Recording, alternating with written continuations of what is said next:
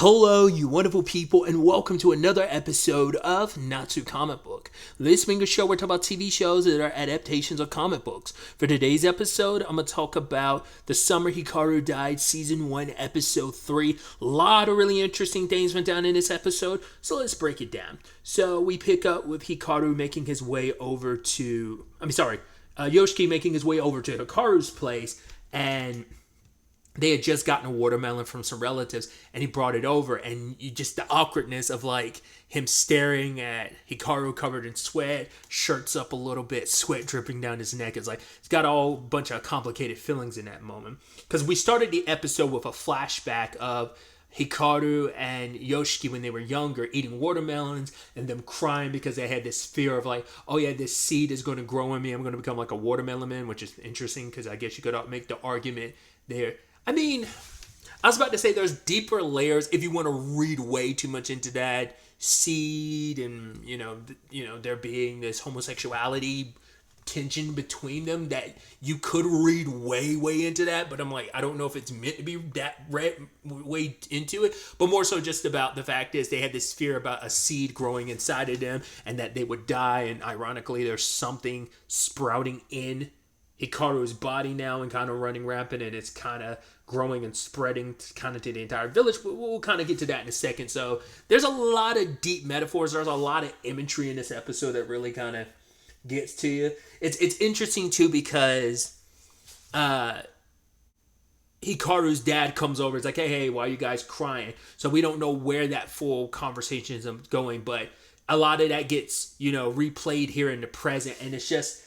The episode being what it is the continued gut punch. It's one thing after another for Yoshiki, where it's just like, once again, he's in, as the episode says, denial. He's trying so hard to pretend like everything's normal, but it's just like the cracks just keep coming, and he's breaking, like his psyche's literally breaking, because it's like, yeah, this thing is doing all the stuff and saying all the stuff that Hikaru did, because it's like, this thing's experiencing it all for the first time, even though it's like, oh, I've had watermelons like 10 times already, but still, like, I really enjoy it and I love it. And he's saying stuff that Hikaru said because this thing is saying what it needs, like, because saying what it's saying is the first time it's ever said it, even though Hikaru has said it. And it's almost like this weird juxtaposition where this thing is trying so hard just to be Hikaru, and it's trying to also be its earnest self at the same time. So it's regurgitating stuff Hikaru's already said because that's what it's genuinely feeling. And it's like, oh, this will be appropriate to say in this moment because Hikaru said that before. So that must be something everyone says.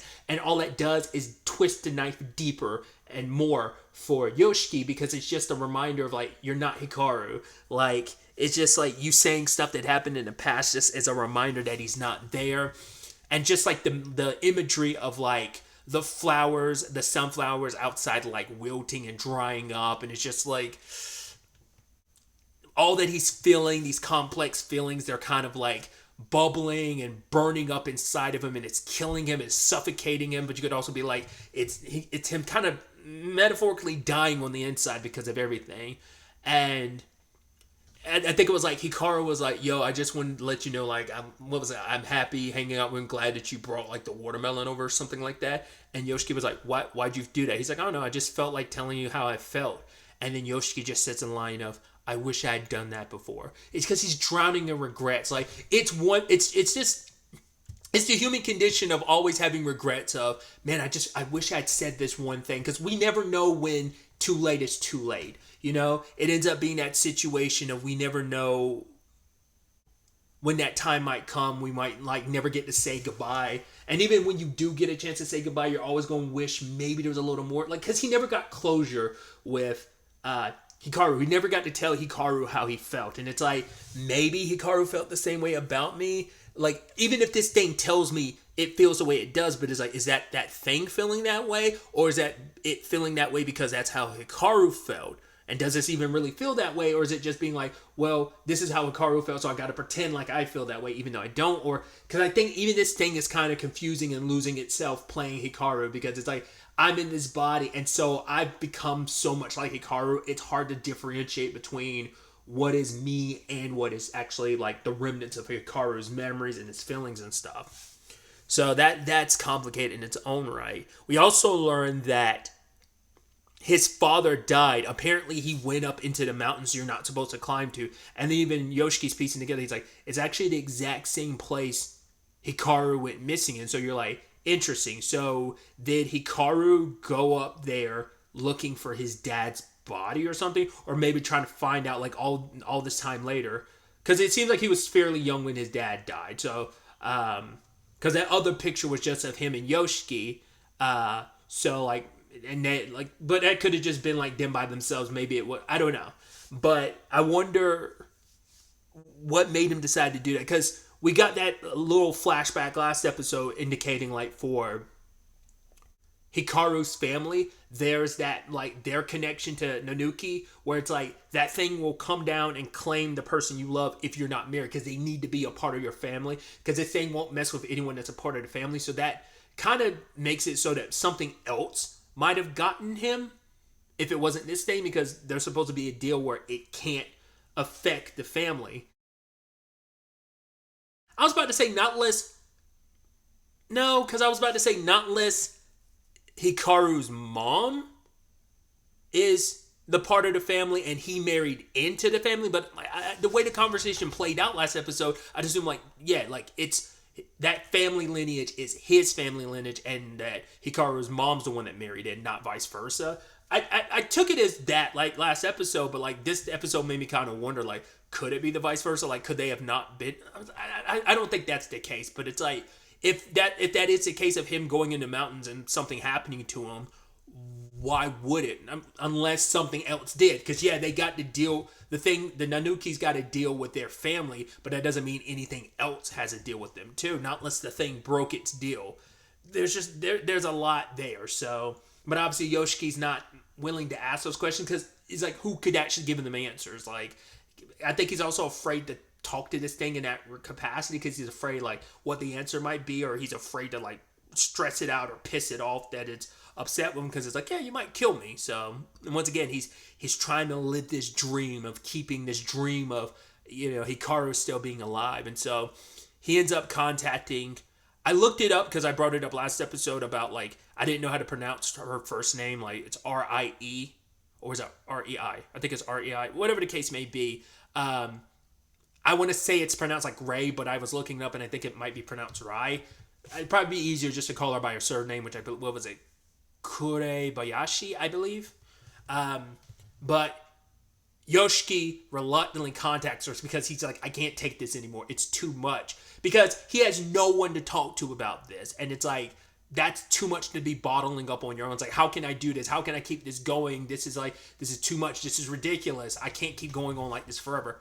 He made the mistake of leaving his phone behind. I was like, oh, please don't let her text something like bad. But Hikaru sees the phone and it's like, yo, who is this? Who is he meeting up with? And so they meet, which I love that sequence of scenes just because it's like, oh, it's all bright and sunny because it's summer, but then the summertime rains hit and it gets cloudy outside and it starts raining. The darker the conversation goes and things proceed because, well, a lot of stuff comes up in that conversation because Yoshiki tells her everything and she's like, I totally understand, because she ends up saying basically like when you blame, like when you're looking for someone to blame, it's just you to kind of let yourself off easy. Essentially, you want to take things easier on yourself, so it's that thing of it's easier to be like, all right, let someone blame me or let me take the blame because that makes it easier on myself of like drowning in my own guilt, where it's kind of like you're not at fault here. She's trying to attest to him. And she brings up the whole thing of like, you know, we shouldn't be blamed for what we've both lost. And he's like, wait, both of us? And so she talks about this thing. And it's like, right, that there's been some disturbances. People in town have started, the villages and all that have kind of gone a little mad. And she's like, whatever that was up there is no longer there. And it being here is kind of spreading out. And once again, it's attracting all these other things that have kind of probably would have stayed in their own spaces, but now they've kind of like, they're drawn because coming down to the village from the mountainous area because this thing inside of Hikaru did. And so it's kind of like you're like a giant beacon and you're kind of spreading all of that around town. So But she talks about her situation because she's like, I've got to stay in this town, even though I partially want to just run away. But she's like, my, I got to stay for my mother-in-law and my daughter. She's like, my son left a long time ago. She specifically was like, my late husband gave him a wound. I think she said that never healed, and I think she had made this comment about like how she would give anything. Like she understands what it's like to want to have someone back, but they're gone. I don't know if that was like her late husband so that they could try to make things right, or whether that's just about her son. But the moment she brought up the wound, it took me a couple of seconds, but I was like, you don't think it's Tanaka, do you? Because he does have a pretty severe wound on his neck. It looks like a massive like scar on his neck, like he could have been burned there or something like that. I was like, you don't think Tanaka's her son, do you? That's immediately where my brain went, because I was like, there's so much of that story we didn't get. I mean, because we specifically don't know what type of wound it was, but also like who this. But I was like, it would be interesting. Like he just happens to come back to town because of all this too, and he did seem to know something about the town, but that could also just be the company he works for. But he probably does have ties to this town, if that's in fact her son. Might not be, but that's where my mind was theorizing initially. It felt like that might line up, but like I said, that might be completely unrelated. But essentially, she's telling Yoshiki like he needs to distance himself from this thing, because it's like, you can't keep this up forever, like pretending like it's not going to last forever. And it's like, what am I supposed to do? And she's just kind of like, even she doesn't have a real solution to this situation. So what ends up happening at school, like the next day, Yoshiki's just sitting in class. He just stays there because it's easier than like, because it's like the moment he leaves school, it's just kind of like, because him and Hikaru are basically attached to the hip. So it's like, I just want to stay here. He even tells like one of their friends, like, she's like, oh, Hikaru's looking for you. He's like, yeah, just tell him to go home. And it's just him sitting there, and it's just kind of like, because he doesn't know what to do. And it's just like, if I'm around Hikaru, I'm afraid I'm a break. I'm afraid I'm going to snap, because the thing made it perfectly clear it could kill me at any point in time. And so I'm afraid, but I also want to keep my friend alive. And it's just like, what do I do? What do I do? How do I handle this situation? And like, I talked to someone about it, but it didn't alleviate anything. It didn't make anything better. It just had more questions, and I feel more complicated. It's a lot for one person to handle, and he's just like breaking down. And so when Hikaru shows up, like, yo, hey, I found you, and he's like, come on, and you can tell he's just like, no, go ahead, leave me alone, because he's so afraid of like, I don't want to snap at you because I don't know how you're going to react, because one of two things, you will just snap and kill me, or you might go away, and I don't want you to, but I also need you to go away because I'm scared of you, because I don't know what you are, I don't know who you are, and it scares me, and I just don't know what to do. And he keeps pushing and pushing, because he's like, hey, come on, like, what's going on? Like, why are you pissed? He's like, I'm not pissed. He's like, yeah, obviously you are. Like, did I do something? And it's just, what? Because he tried to make a silly face, but it didn't work. I forgot what it was exactly he said. He said something that that Yoshiki was like, he made it clear, like, you're not Hikaru. I can't remember the exact thing he said that like resulted in Yoshiki responding like that. And just the stylized notion of like, right, like he's like this like black background, white sketched drawing, and then like his figure gets like erased, and he's just like, oh, so that's what it was. He's like, but am I not good enough? I know I'm not Hikaru, but am I not good enough for you? Like, I'm sorry, like what you need me to be, I'll do it. I'll be whatever you need me to be. Just don't leave me. I need you. And it holding on so tight to Yoshiki, to the point like Yoshiki's got a massive handprint bruise on his arm because he was squeezing so tight, because he doesn't want to let Yoshiki go, because Yoshiki's the only has. It's like, no, I need you. Like, I feel so alone in this world, and you're my everything. And Yoshiki continues to push him away until like he completely loses himself, because he's like, if I don't have you, then like I can't control myself, because it's like you're all I have, and without you, like how do I keep like myself centered enough? So the thing erupts from Hikaru's body, and then it latches on top of Yoshiki, and it's like flowing into him, and he's like, it hurts, but then he's like, it feels good, and it's like almost probably like the inverse of the situation from last episode where he was like literally all up in Hikaru's body, and there was kind of like that weird like intimacy thing. So we're kind of almost getting a little of that, and it's like, what is this thing doing to me?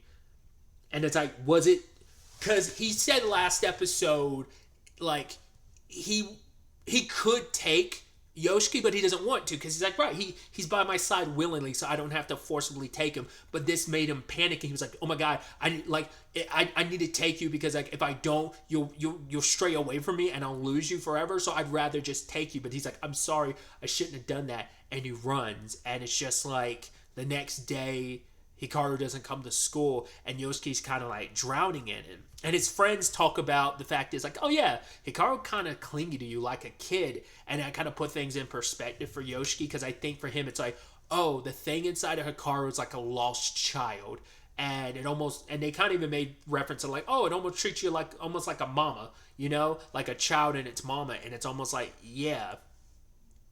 And Yoshiki rushes over to check on Hikaru, and he's like, I'm sorry, I'm not scared of you. I just kind of got a little freaked out. But he's like, I'm sorry, I need you. I don't want you to leave me. He's like, the fact of the matter is, I'm sorry I took liberties in your friend's body. I get it. I'm not Hikaru, and I never could be. And I kind of like took advantage of the situation, not really giving thought to like how much it hurt you. But it's like, Yoshiki's looking like, I get it. You're lonely. And it's like, is that what I'm feeling right now? Lonely? That's what, because he's never really, like, he might think he knows what those feelings are, that yes, Hikaru experienced them, but it's a completely different thing when you're feeling it yourself, when it's like you've never lived as a human, so you don't know what these emotions are and what you're feeling. But it's like, I like you a lot and I don't want you to go away. I need you. It's like, you can hang out with other people. I'm willing to share you with other people, but please don't leave me.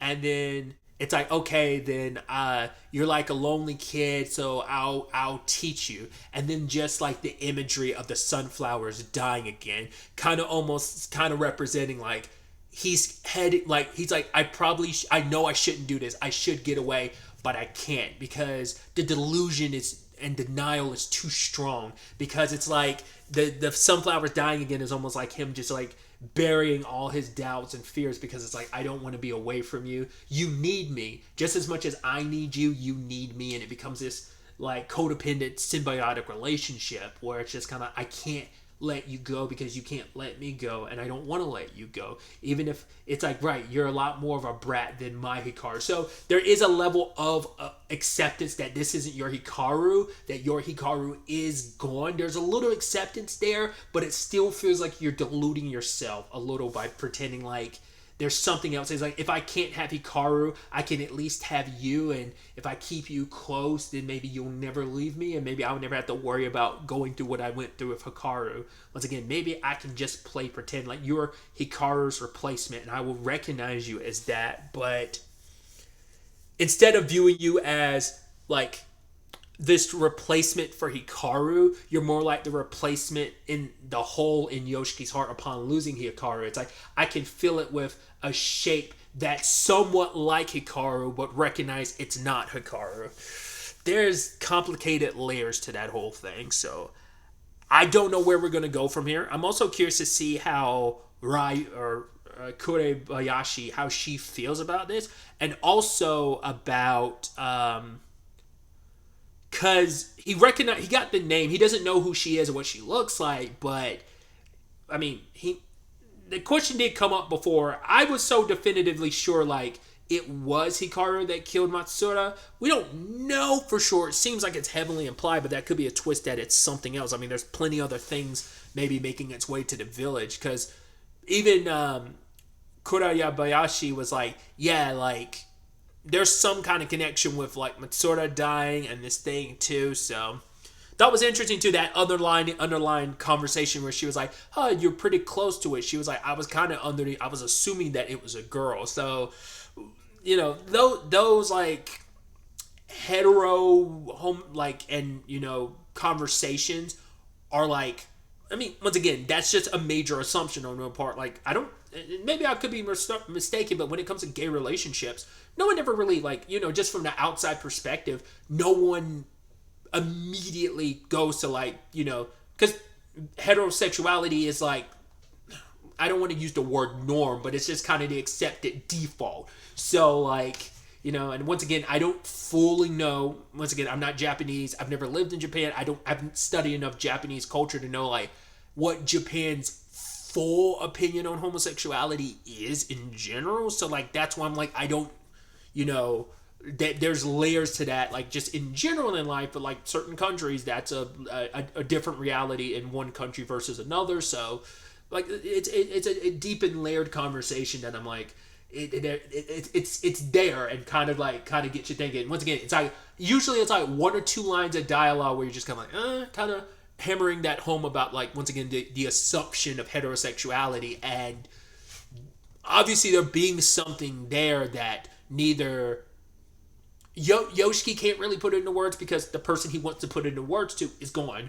And how do you deal with all those feelings when the person in front of you looks and sounds like the person you loved and cared for in more than just a platonic way, but it's not them? So yeah, it's going to be interesting to see where the next episode takes us going forward with all of this. But really, that's all I want to talk about. Till the next time we meet, be happy, be safe, live life to the fullest, and enjoy it. Good day and goodbye.